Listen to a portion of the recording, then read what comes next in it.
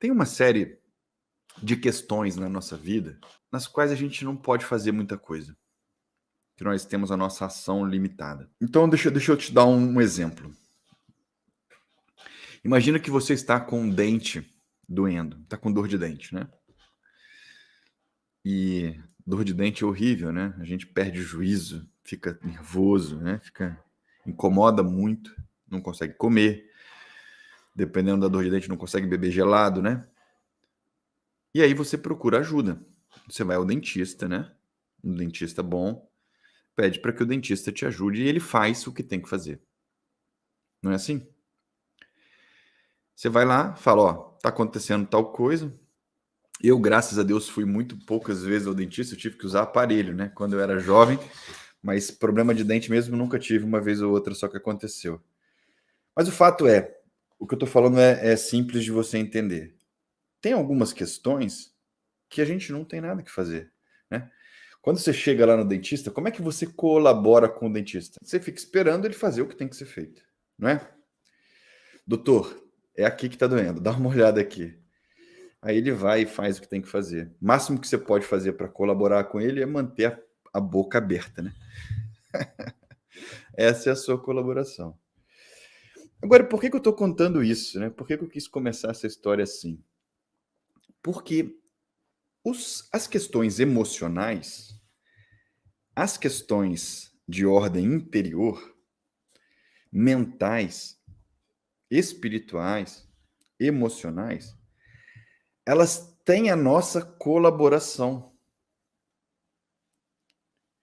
E esse é o primeiro nível de consciência que eu queria que vocês tivessem. Tanto a ansiedade, quanto a depressão, todas as enfermidades de ordem psicológica, de ordem emocional, elas têm a nossa contribuição. Nós não somos passivos na solução, como no dentista. Vai, resolve aqui para mim e acabou. Muitas vezes foi necessário comigo, né? Eu contei já para vocês essa história. É necessário que a gente faça uso de remédios, né? A gente precisa por um tempo tomar os remédios, porque é necessário baixar um pouco a bola, né? Para daí então a gente trabalhar e poder colaborar, porque você está tão zureta, né? Que não consegue caminhar. Mas tão logo o remédio, o tratamento, ele baixe um pouco a sua agitação, vai ser pedido que você faça algumas coisas, que você colabore, né? Especialmente por quê?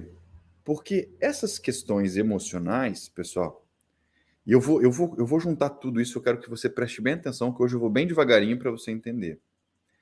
Essa questão emocional, ela depende muito do jeito que você é feito, do jeito que você é formado e do jeito que você funciona. Você entende? O jeito que você funciona, aqui vem a questão genética, a questão fisiológica, como é a sua formação, né, do seu corpo, mas, sobretudo, o jeito que você lida com as situações aqui dentro. Ó. Isso aqui faz toda a diferença. Então, a agitação, a ansiedade, a depressão, a tristeza profunda, a síndrome do pânico, pensamento acelerado, todas as outras mazelas que a gente conhece, têm a sua colaboração na solução. Entenda uma coisa, você não está passivo nessa história. Não é assim, vou pedir para alguém resolver para mim. Vou pedir para o médico resolver para mim, eu vou pedir para o psicólogo resolver para mim, eu vou pedir para o Mateus resolver para mim, eu vou pedir para Deus resolver para mim. Todos podemos ajudar. Mas o fato é que você tem que fazer sua parte. Você tem que colaborar. E aí entra o autocontrole. O autocontrole é um caminho que a gente tem que percorrer como seres humanos, como católicos, como seguidores de Cristo, né? Uma das grandes... Eu estava lendo um texto da comunidade Shalom, falando sobre o autocontrole, falando sobre a necessidade do autocontrole, falando sobre o autocontrole na mensagem do Evangelho. O próprio Jesus, próprio Senhor, se dava, né, aos exercícios de silenciar, o exercício de jejuar, né? De alguma maneira fazer o exercício do autocontrole para deixar para nós essa lição, né? Veja, o autocontrole é uma coisa tão bonita que ela ajuda a gente. É uma coisa tão perfeita que ela ajuda a gente, olha, na vida espiritual, na vida emocional. Ela serve para que a gente se desenvolva espiritualmente, mas serve também para criar bem-estar. Serve também para criar, claro, bem-estar, quando eu falo bem-estar, é alicerçado em Cristo, né? É na rocha de nosso Senhor Jesus Cristo. Mas nós podemos almejar bem-estar, viver de forma plena, em abundância, como Ele mesmo nos prometeu. Eu vim para que todos tenham vida, que tenham vida em abundância, em plenitude, com alegria, né? Não estou falando aqui de ausência de cruz, não é isso. Mas o autocontrole, ele serve para tudo na nossa vida. Se você conquistar autocontrole, e não precisa ser total, né? O Catecismo da Igreja Católica diz que a gente nunca vai conseguir autocontrole 100%. Tá tudo bem. Se você conquistar um alto nível ou um grau elevado de autocontrole, a sua ansiedade está com dias contados. A sua depressão está com dias contados. A sua agitação, os seus medos, a sua insegurança, a sua inquietude está com dias contados.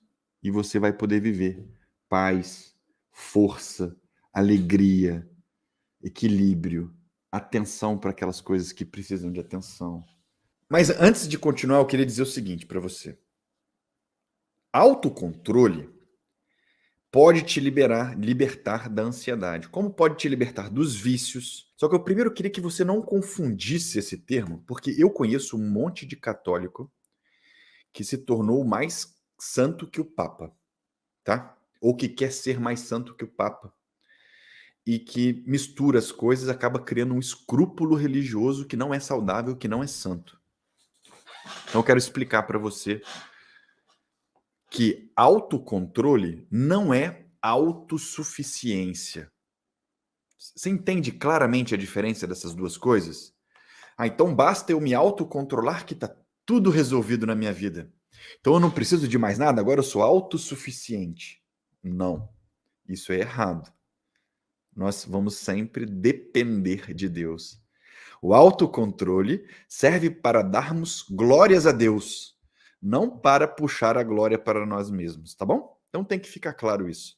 Não é pelas nossas forças, é pela força daquele que nos criou, que nos ama e que nos sustenta. Certo?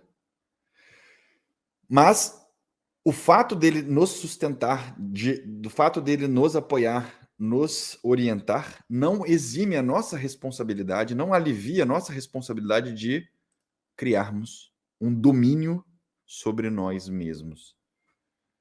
Né? Ser senhor do nosso próprio interior, para que então passemos o senhorio para as mãos de Jesus. Tá entendido aqui, gente? Para não ter confusão? E não vamos confundir autocontrole com a soberba, né? Com achar que agora, não, agora então eu tenho autocontrole e não preciso mais da ajuda de Deus, nem da ajuda dos meus pais, nem da ajuda dos meus amigos, porque agora, afinal de contas, eu sou autossuficiente.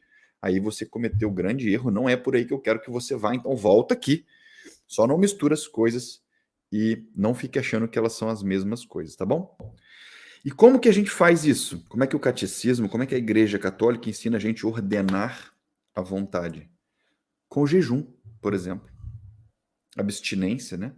O jejum é uma excelente prática ascética, né? Que vai fazer um esforço da nossa parte para nos dominar, para crescermos em autocontrole, especialmente nessa questão da vontade, tá bom?